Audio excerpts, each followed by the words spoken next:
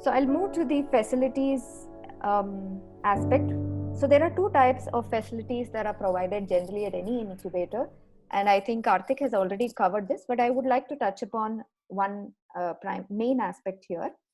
So we have the infrastructure, which is fairly straightforward. We provide the workspaces, the internet connectivity. We also provide meeting rooms and so on. In terms of services, we provide networking and mentoring. We provide investor connect. We provide training and development. And also we provide business support services like marketing, finance, accounting, research, legal, and regulatory aspects. We also provide intern connects and also IMB student connects. So I would specifically want to touch upon this startup kit here. We have around 23 plus business essential tools and services that are part of our startup kit. And I will try to quickly see if I can show what our startup kit looks like. And this is definitely important for early stage startups because they need credits, they need Amazon credit, they need cloud support, they need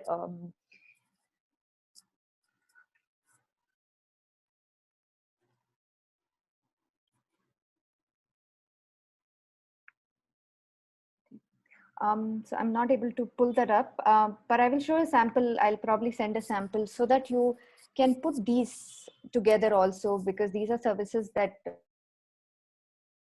any new startup will need, and this would definitely help them out. Also, what I want to highlight in the infrastructure aspect is that, and here you will see that I have two pictures for comparison. Before 2016, this is the picture on the left side. This is how NSR Cell workstations were. They had a lot of wooden work. It was heavy, and we could only accommodate very less startups. But what we did was in 2016-17, we revamped our space and made it much more open, similar to these WeWork kind of workspaces. We made a lot of different kind of seating arrangement so that startups can have their meetings there. Even the informal communications can happen. So that was the intent. We also provided meeting rooms for their discussions. And all startups who are getting incubated at NSR Cell, they are listed on our glass wall. We have a glass wall where all our startups are listed. So this brings up a lot of openness in the space itself, and that also somehow percolates to our culture, the incubation culture, which I will talk as we move forward. So I think some of the key questions that incubators generally have is, how do we attract the right talent? One is you have to get the right kind of startup, you have to get the right mentor, support, everything. But also making sure that your team that works with you has to be extremely motivated so that, they can show that energy while interacting with these startups. So at a very early stage, how do people generally look at the hiring aspect? So initially you would like to have people who come through referrals or from your own network, so that, they are much more supportive to you. These people will perform diversified roles in the incubation center. Like, for example, one person itself he will only do your social media activity at the same time. That person will also be doing some operational activity. So they continue to do that for some time. But as you grow, you will have to look at the skill set that these people come up with, that the people have, and you will have to start identifying new roles. You will need to look at the certain processes, where you need to set up process for recruitment, for selection, for interviewing, even for evaluating performance, for managing how compensation reviews will happen. So you need a lot of managerial capability to include in the system, so that you can continue and retain highly motivated talent pool. So this is something that we are in this space right now. So we have slowly started putting systems in place. We have a incubation management tool. We have some of our program delivery operations that are happening online. So where one person was actually doing a lot of Excel matching, now we have put in certain tools which allow them to run these in a very smooth way. So from a people based organization or an incubation center, we will slowly transition to a, a center where you will have to start putting these automated systems wherever possible, the CRM tools, and um, only have the people interaction still happening through the employees.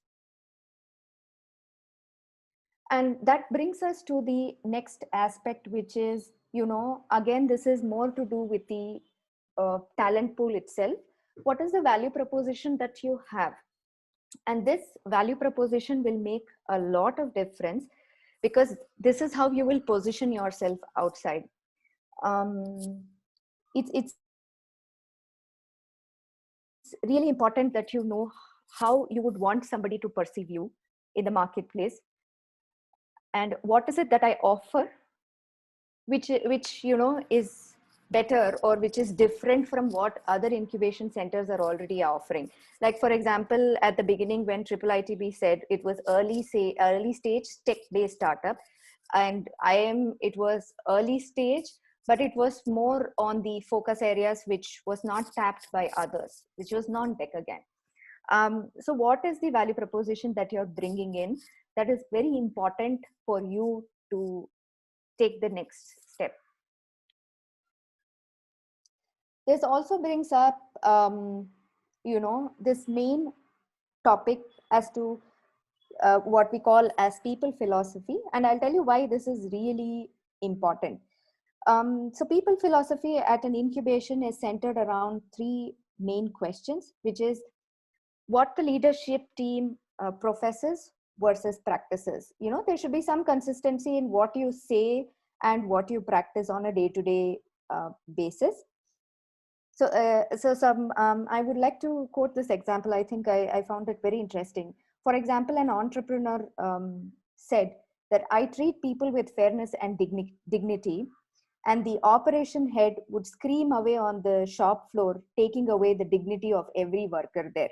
So see, what was professed as the value, which is fairness and dignity, and how the practice is going on is completely opposite.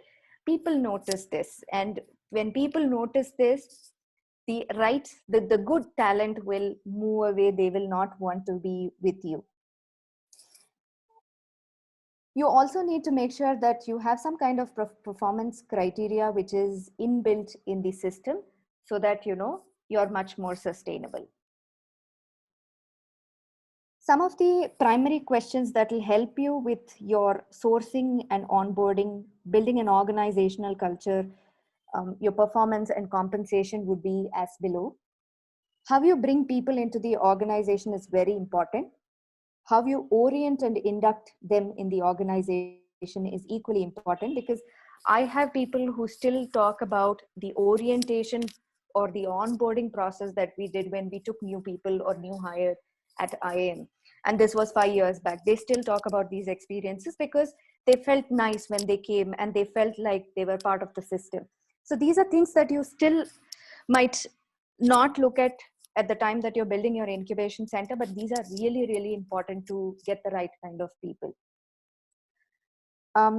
How you learn and train people in the organization, how you evaluate and recognize their behaviors, and finally, how you compensate and create incentives for people. I think this point again was highlighted by Professor Ramesh also about, incentivize. Like, for example, for faculty, the incentive would be different to be part of your organization. For a mentor, it's completely different. For an employee, it's different. Just make sure that you know that, because every time we cannot compensate people with money. And quite honestly, all mentors at NSR Cell work pro bono. That's because they are really passionate about this space. Most of them are IIMB alumni. And specifically when I talk about the healthcare incubation program itself, the kind of doctors we are bringing in, these are doctors who are really passionate about the space and they want to make a difference in the healthcare ecosystem. So they're willing to part their time and nobody is expecting money in return. So again, that incentive that they get out of it. Here, the incentive for the doctors is that they will get engineers or tech people who can help them build innovative products. They know what is the problem, they know what they want in the solution, but they don't have the tech knowledge. So these people will bridge them the gap. And this can happen during their mentoring session. So these are the things that people look for. So if you find out what that is, then I think it's always better to get your people philosophy right.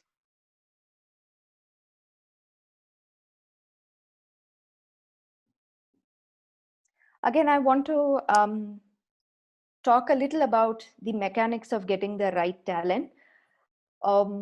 It's always important to make sure that your position that you're looking for, the job description, the specification that you're looking for, and the selection process are all aligned. Because generally what happens is you may have some expectation from the person that you hire, but that will probably not be there either in the description or the specification. So you may hire a person who is probably good at something else, but your expectation, there is a mismatch. And I'm actually giving an example here of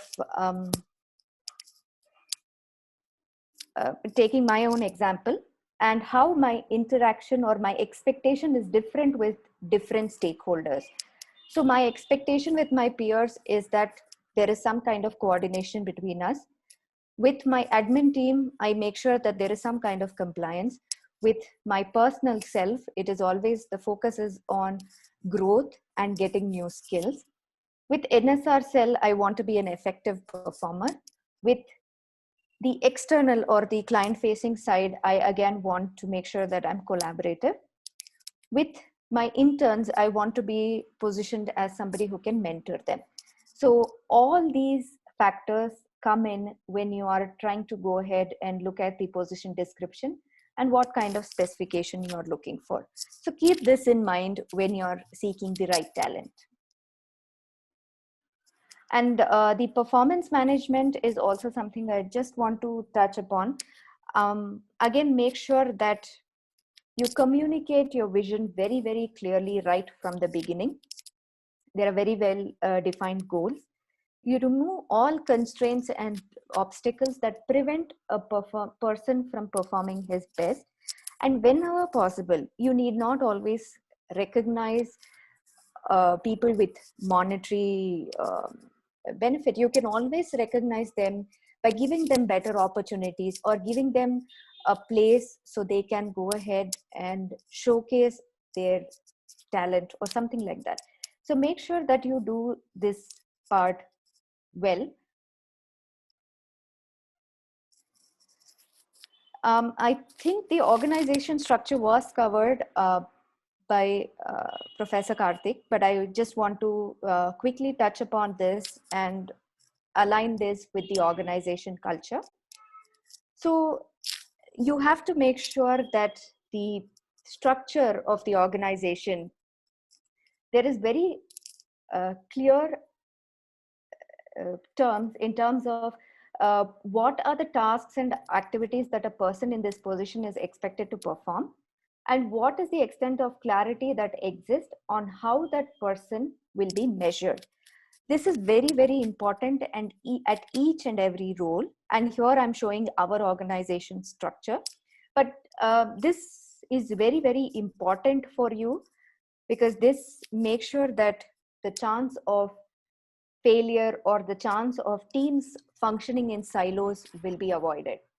So there, as again, this comes because as you grow, initially there is a lot of collaboration. You know, you're all sitting together, working together.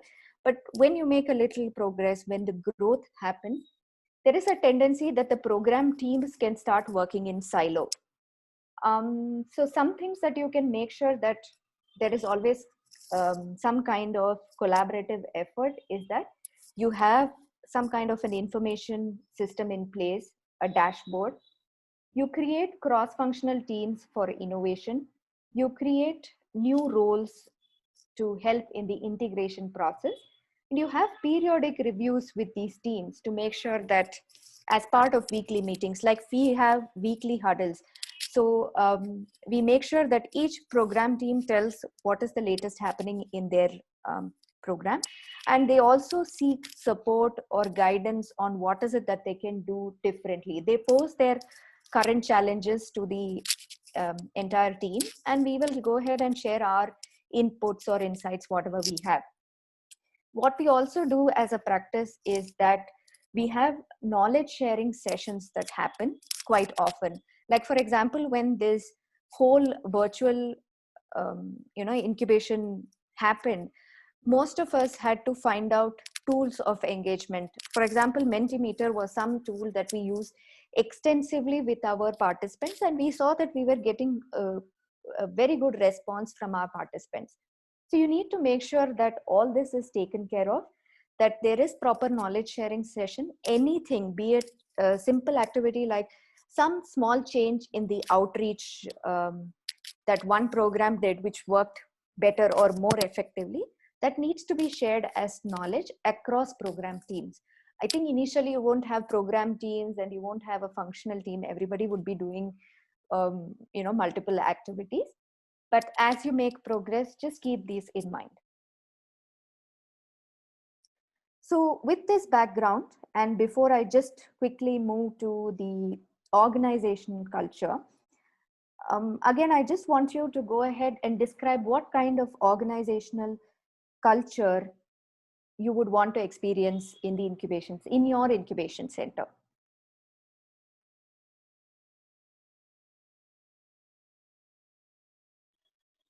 You can go to menti.com and type in your responses. Like for example, in NSR Cell, I would say the organization culture is openness, allowing collaboration and coordination is one thing, great.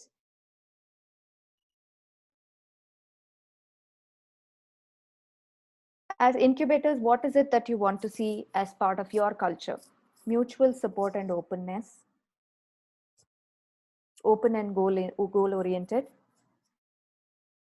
personal and professional growth, excellence. Collective problem solving is something which is definitely important. Anything else? Those who are trying to set up their own incubation center, I think you should be answering these questions because they really, really help you when you are putting your systems together.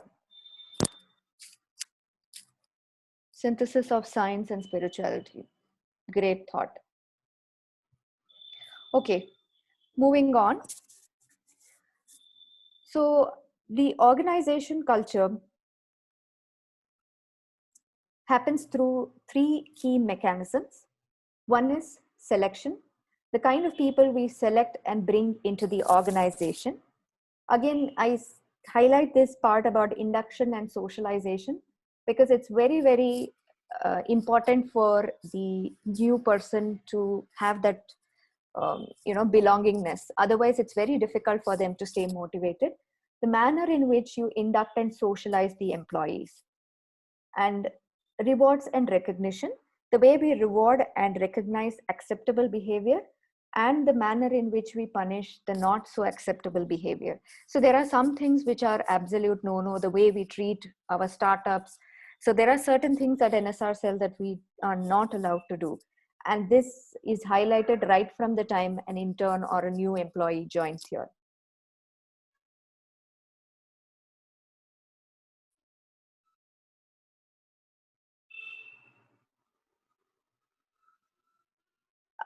Also, it's very important that we set a proper tone right from the top management or the leadership team. You need to make sure that the information which you seek is in a similar manner. The type of feedback that is shared with individuals is in the same manner. I mean, it shouldn't be different from one person to another. That gives mixed signal for anybody who is working with you. You share what are the acceptable work norms. You penalize unacceptable behaviors. And wherever possible, review and communicate what worked well and what didn't work well. And also, it's very important that you periodically spend time with the team, talking about the values and the vision of the incubator and the kind of behaviors that are essential for the incubators. These conversations and inputs are important because that shapes the culture of the incubator in future.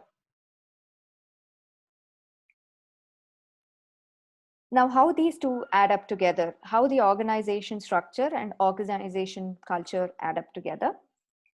Structure allows you to focus on the goals, the plans, and the strategy, while organization culture allows you to focus on the vision, the values, and the behavior. Together, they constitute the design of the organization, and both require enormous focus from the leadership team. Together, they comprise the organization design. So I want to actually pause here and look at a case study of NSR Cell itself. So as you know, NSR Cell has been there for over 2 decades. So in 2016-17 is when we saw a rapid growth in NSR Cell. And we wanted to make sure that we redefine our values, but not in a way where, you know, our core values are diluted. So our core values are still intact, but we wanted to reposition ourselves, and we wanted to show that we are much more open-minded, agile, transformational, and straightforward. Right from how our logo was created and you know, how we positioned ourselves, everything changed because we were bringing in new people. Growth was happening at a rapid pace, and the way we wanted other startups to see us, because we have always been projected as an academic institute, so we wanted to make sure that, you know, startups still feel that it is beyond academics, and they feel that we are much more welcoming, because there was always this confusion that, you know, NSR Cell is only favoring IIMB students or IIMB alumni, but that wasn't the case. You know, we wanted to make sure that that is very, very clearly projected. So before I move to the next aspect, Vikyat, if you're available, would you just want to quickly share about your experience of this change in the culture activity? Yeah. Actually, this evening we have to hold you back. So, but I'll share just a little bit about what we've done. So the thing is that what we've done is actually kind of built a incubation stack for ourselves, and basically trying to see what helps us help a startup. So. And it's not just about changing a logo and saying that, you know, we are open, you know, why don't you come here and incubate. We evolved with the time, and we went out there, we spoke to a lot of entrepreneurs trying to understand why do they even want to come to an incubator. So it's not only about having sessions and events and things like that. So we went and we spoke to literally over 100 different entrepreneurs that happen to be not only you know, ranging from students to people who have even raised money and people who have exited. Luckily for us, people who had exited happened to be there, you know, from our past cohorts. So we asked them basically what do they see as an ideal incubator, because an incubator, we started to have this whiteboard wherein we started to put saying how does this what is the difference between a coffee day and an incubator, right? It can't just be a printer or a and maybe a technology university would have some labs and so on, but for something like an IIM and NSR Cell, right, we don't have lab facilities, we do not have some 3D printers there, we do not have devices there. So we went on to try and find out what exactly do ventures really need, and it should be beyond you know, a workspace. It should be beyond you know, what we are trying to what anyone else would be there to offer. So that's where this whole system of trying to build a a program. And when I say program, is it's like a conveyor belt for a startup, right? They come here, they figure out pitching, and most startups, what do they do? They would come to you and say that, hey, you know what, can you give me some funding? So once they really come to us, they realize the value that they're getting out of us, that I can spend more time on sharing what a program really means, how do we add value here. And the thing is that when we say mentors, I and through the previous session by IIITB, I also heard, how do you even select a mentor? So we also had that tough question of going and asking people around their end mentors as to what kind of organization or incubator do they want to be part of. And it's not only so we have people who really want to give back, to come and add value to these startups. And also we try to remodel ourselves by saying that our program or our impact will be seen when a particular startup becomes successful, or is on the verge of being successful, or what they find to be successful. And have they got that clarity in after they go through our program. So that's how we kind of built our entire program structure. And sorry to be a little vague on this, but I would don't want to specifically give any principle here, because I think each incubator is unique in itself. So that's why we started to do more collaboration. That's why we started to work with an IISc, a IIIT B, and so on, so that we could play on the strengths of each incubator and learn from them. Because what happened 20 years ago when NSRCell started is very different to now.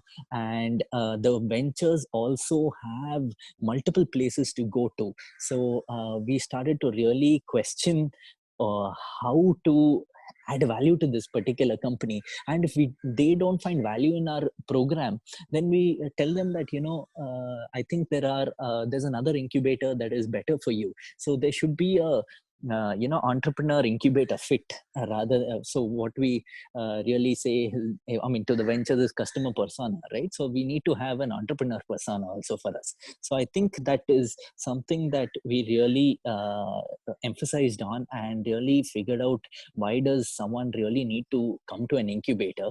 And to Aarti's point of building a whole legal process and so on, initially we had a lot of structured and a lot of agreements and so on. We kept it a little more open now. We have onboarded a couple of partners. You could also check out Rev Sales and so on. It's one of our past incubatees itself, and now they are also giving you legal templates. And also for your ventures to get get some support from them when they do legal any legal document. So we could share the startup kit with you with some names also. So we are happy to help. But in all, our whole goal was to build a platform for early stage entrepreneurs. And that can be either from the tech based companies to social companies. We have a wide range, but the value add for each one is very different. So and I think now our ventures are keeping us on our toes, because we have to constantly be adding value to them and so on. Otherwise they really don't need us. So they are also pushing us to our limit. So I would stop with that and be happy to take any questions going forward. So and if you want to connect with me also, we could have a conversation. I know that legal and compliance happens to be a very important topic, but also a very I would say not so fun topic. So we'll be happy to connect on that. Aarti, over to you. Thank you, Vikyat. So I want to quickly close with the stakeholder management.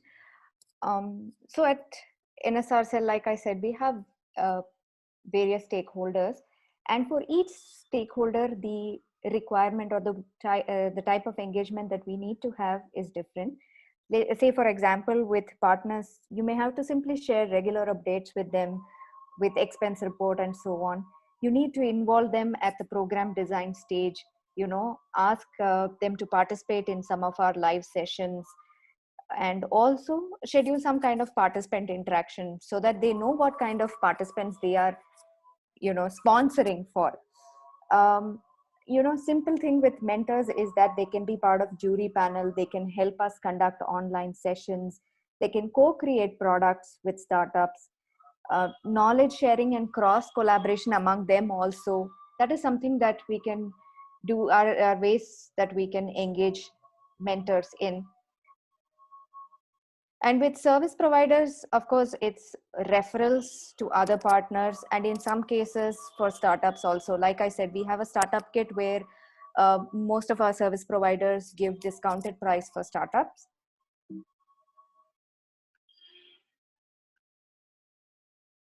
How do we actually go ahead and manage our startups? Because this is the most key component for us. Before program, we have several events, open houses, online webinars, and AMA sessions through which we engage with startups who are still not associated with us. During the program, we have one-to-one mentoring session. We have curated training session for them. We have been having virtual networking events like coffee talks, tea talks, where cross collaboration happens, not only from a particular cohort, from inter and intra cohort interactions we have organized. That's been very effective for us. We also connect them with their alumni of NSR Cell, and so on. So these are some things that we do during the program. And we don't just let go of them after the program. We still keep them engaged post-program too, through our alumni network. For all major events, NSR Cell alumni are invited. There is regular meetups organized. And most of the time what we do is they also buddy new startup. Like for example, our women startup program, which is currently running with 350 women in pre-incubation phase. The buddy for them are people who are part of our 10,000 10K women program. It is a program for women who are in growth phase. They are the ones who are actually budding the early stage entrepreneurs. And recently we received feedback from one of these women startup program entrepreneurs. She was saying that how well supported that network was, because when she had to do a pitch presentation the next day, she connected with one of her buddy, who in turn connected with 3-4 others who helped her fine-tune her pitch, and the next day she was able to do it so well. So she just appreciated how that system also helped these people to during the initial stages of growth. We also regularly monitor them through the tools that we have. We also do social media promotion for them. So whenever they are, either doing a different product line, or if they are getting into the next phase, we also promote these things on our social media pages. We also do follow-on funding, especially for social startups. And also we find out ways in which they can collaborate and partner.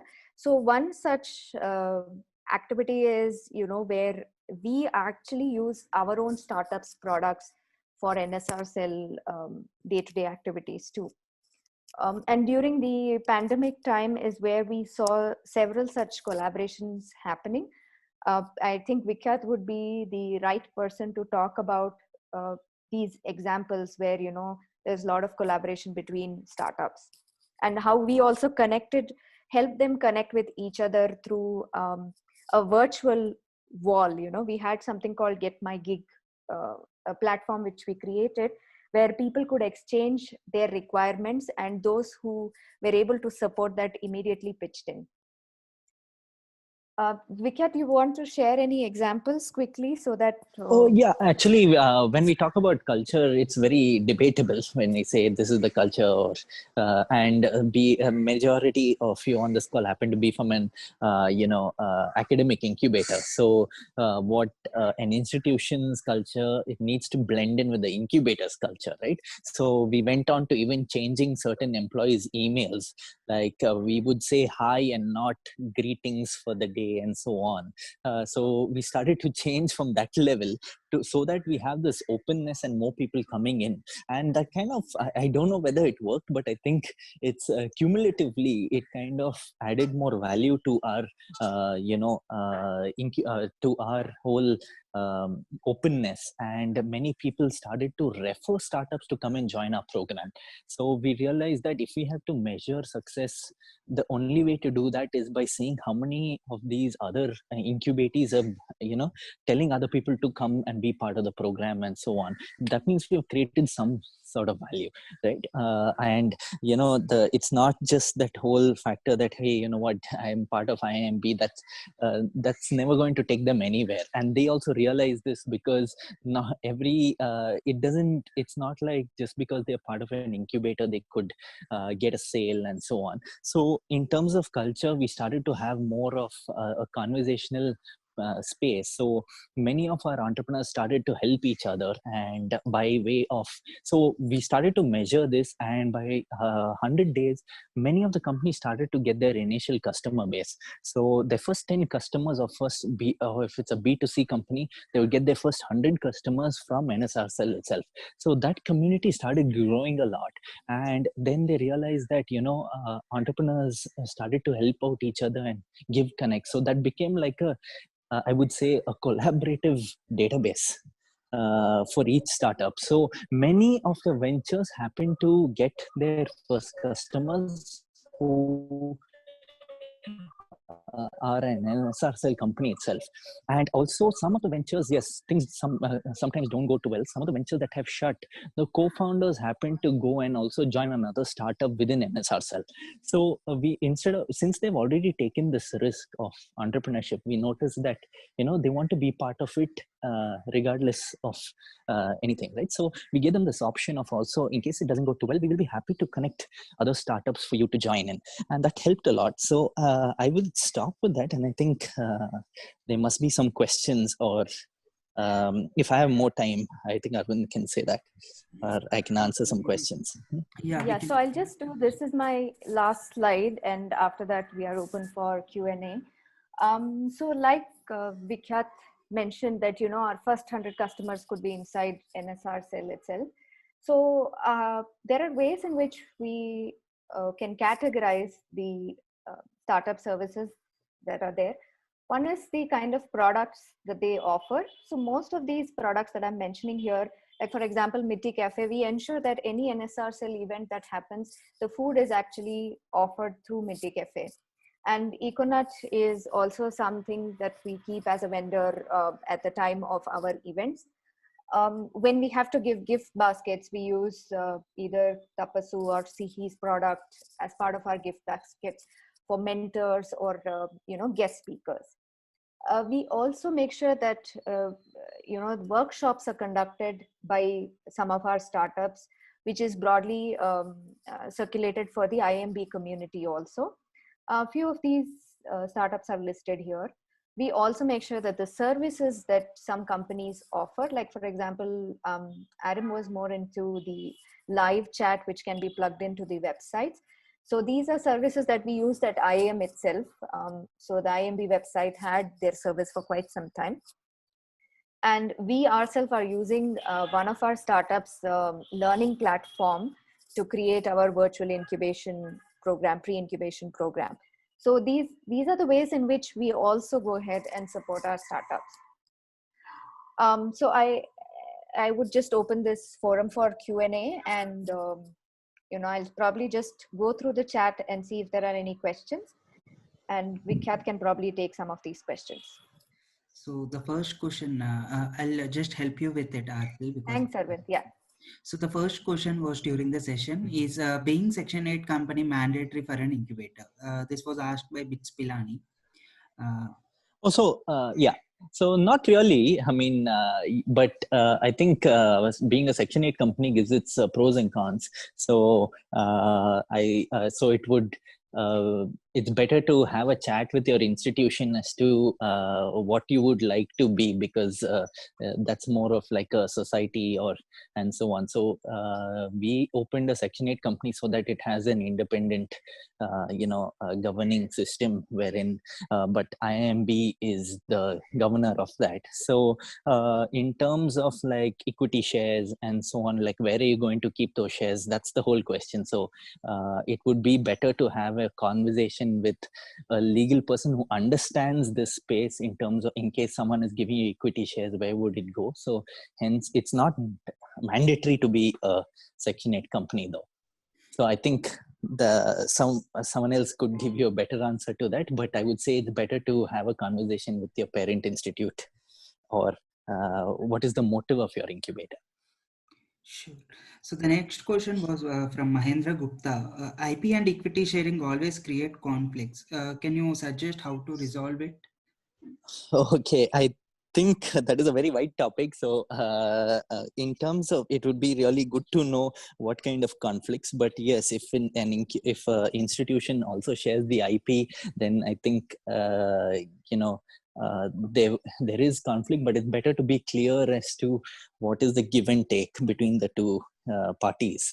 And when you say equity sharing, I'm guessing that is it a equity share purchase or equity share transfer? But when it's if someone is giving equity based on your incubation facility, then it's more of a share transfer and not necessarily you're buying shares.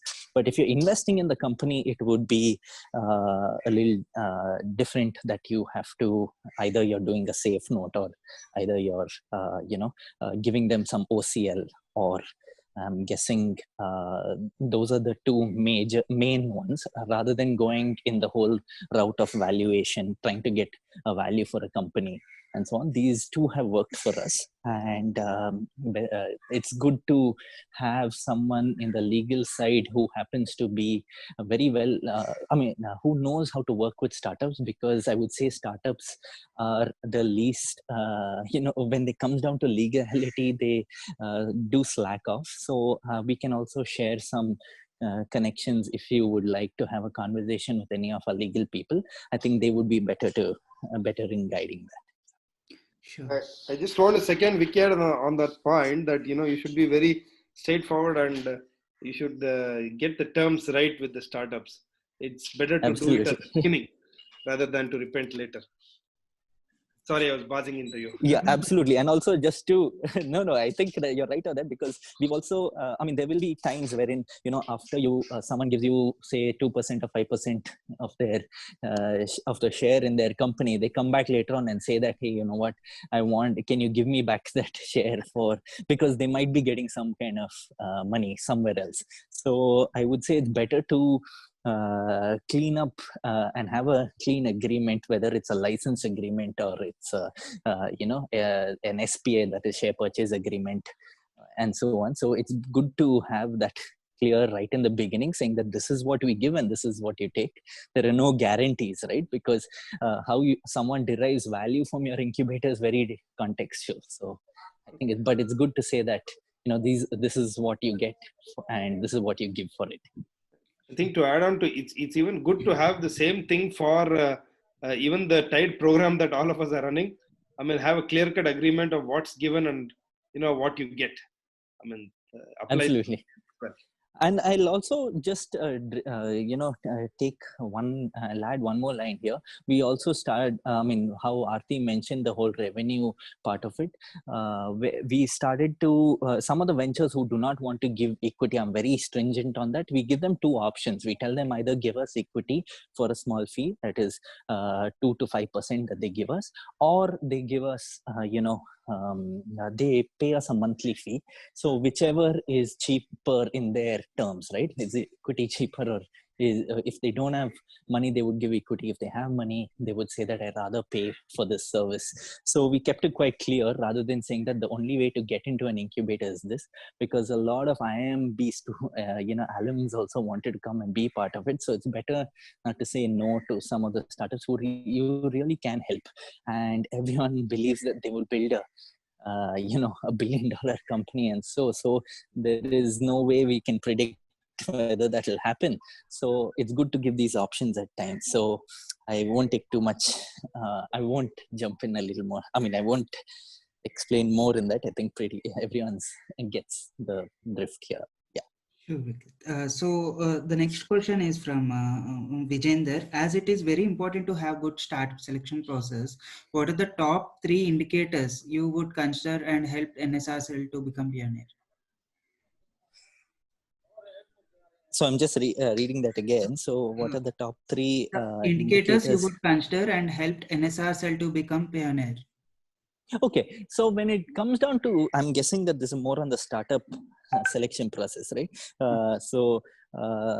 Yeah, so one thing that we always put before even judging the selection process, we are like, we can't really judge a startup based on a 30-minute call or a 45-minute call. So what we always incubate the person, and the startup idea can change. So now, just to give you an example to that, one of the companies was building a deep technology, and the startup didn't go too well, but the founder went on to start Nestaway, right? So the whole point was, we started to say that let's incubate a person rather than the venture, because ventures will constantly evolve and it could change. So when it comes down to selection process, I would say that we look at 2 things. So that is willingness and ability.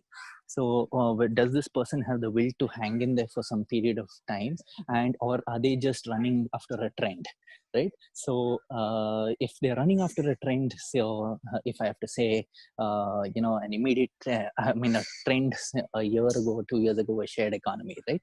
So if they're running after a trend, we really ask them, why do you want to do this? And if the conversation is only raising money and so on, not like it's bad to raise money, but if they had not really thought about it, and they had not really spent time with customers or potential customers, or they had not gone out in the market, we would say that the will part of it is not yet there, and ability is more of like, can they build this by themselves, or are they coming to us saying that, hey, you know what, I want a tech founder, can you find them for me? That's something that we can't really do. So I would say that the ability part of it is measured by, have they built something by themselves, or do they have the team to build that for them, or does he or she know how to even build a particular product? So and that's how we come to a conclusion saying that this is the startup that we would bet on, and then we put them in this whole launchpad phase of 3 months, and during that 100 days we put some measurable outcomes. After that, we only incubate them. So some happen to do really well after that, because it was kind of a measurable outcome. Otherwise, I don't think I wouldn't say that we have a magic wand or something to find out whether this startup would work or not. And when in doubt, we incubate. We do not, if it's a strict no, we say no. But if we really, are not clear, we kind of incubate, kind of give them that, that support, because our whole mission happens to be, can we create more entrepreneurs? So if someone is willing to take that chance, we are there to support them. Otherwise, I don't see why an incubator should exist. And yeah, I'll just stop with that. Sorry to not give you 3 indicators exactly. Yeah, there are a few more questions. So Mahendra, you asked about revenue streams for IC incubation centers and low-cost PR management tools that we would be covering on 14th, which involves all these aspects of marketing and outreach, etc.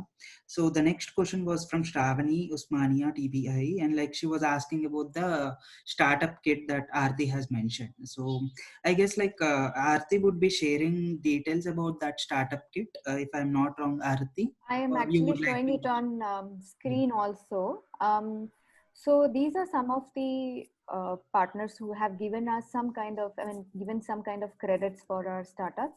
And what we have done is we have actually clearly told what is the requirement. In some cases, the startups have to be registered. In some cases, they can just avail the facility by using our, there is a particular approval process that they have to go through, but they should be able to use the facilities. So those details are provided here. So I can just quickly check with our outreach team and see if I can share 1 or 2 samples with you. Sure. Great, Aarti. So the next questions are regarding the incubation management tools. I guess like Aarti has already answered those questions, which is Accelerator app as an incubation tool. So the another question, which is like, I understand the importance of culture. How do we change or repair it when the larger organization or body doesn't see the need for a change? So So yeah, so I don't think you can change culture overnight. So I think for us also, it took us quite a lot of time to change that. It was, I mean, we didn't change culture; we evolved into that. So I think we don't think we can change a particular person's culture and or an organizational culture, right? It kind of evolves by how we kind of grow. So for us, what we saw that was that many people started to approach us and say that, we didn't want to be gatekeepers, saying that we pick only so many startups. That's why we started off by saying that anyone who applies to NSRCell gets a mentoring session. So we started off as simple as that. So, and it was fortnightly. Now it's every week we do that. And that's how more and more people started to kind of come to our incubator to kind of experience it. And if the incubator is fit for them, the startup is a fit for us, we started to take them. And when it came down to, you're right on changing entire organizational cultures is very hard, but I would say you start with some baby steps. And like for us, we happen to also recruit people or get in people who had some form of entrepreneurial experience, because they're a little more passionate about that space and they love to interact with people and help a venture. We've also gone to the level of doing sales calls with our own incubated ventures, because some of the tech companies, they would be very product oriented and not really go out there and sell. So we immediately started to force them to sell by picking up the phone ourselves and calling and trying to get them some person to use that product. And when they saw that happening, even our entire the people working in our incubation also started to do that. So I would say that one part is that it's very being an operations person is a kind of it's there, but I think the job role is also trying to see what can you do after hours to help a particular venture. So I think it's very different in terms of changing culture, but I think baby steps is the way. So that's how it took us. It's not like we just changed our logo and said that we are the new NSRCell and this is how it is. So even with our mentors, we have interactive sessions. We also bring in some PhD people who have studied entrepreneurship to try and explain to them what is the best kind of mentoring value adds that a startup has taken away from a mentoring session. Otherwise, what would happen is that a lot of mentors would give advice that a venture would not go and practice, right? And we started to give more, started to listen more to the entrepreneur and ask them questions. And that's how we came with that small booklet, which we'll be happy to share with you, I think, as to what a particular venture goes through at NSRCell and what are the questions they should ask themselves. So a very long answer to a very short question. So yeah. Thanks a lot, Vikyat and Aarti, for your session. It was very interactive and interesting. Thank you so much for your insights. Thank you, Karthik and Professor Ramesh from Triviality Bengaluru. Thanks a lot for the continuous support, Aarti, Vikyat, and Karthik, and as well as the fellow incubators who had joined the session.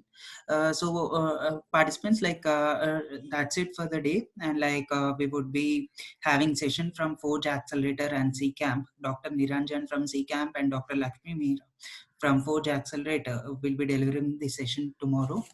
We would be sharing the link for joining the call tomorrow, and we request you to join by 3:30. Thanks a lot. Thank you so much. Thanks, Arvind, for this. And, happy to connect with everyone, because we would also love to learn from you all, especially at the different incubators you all run, because we are always learning, because this whole process keeps evolving. So thank you for this. Yeah. Thanks a lot, Vicky. If anyone need a connection from any of the speakers today, please drop an email to me. Thanks. Thank you, Vicky. Thank you. Thanks to